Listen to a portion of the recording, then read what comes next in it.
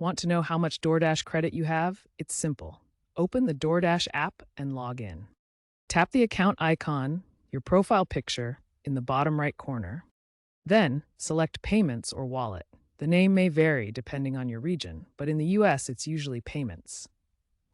Finally, look for the Credits or Balance tab to see a breakdown of your total balance, including promo, gift card, and refund credits. You can even tap View Details for a history of your transactions. DoorDash offers several types of credits that help you save on orders. Promo credits are discounts offered by DoorDash or its partners, and they usually expire after 6 to 12 months. Gift card credits come from redeemed gift cards and don't expire, though the issuer's terms may apply.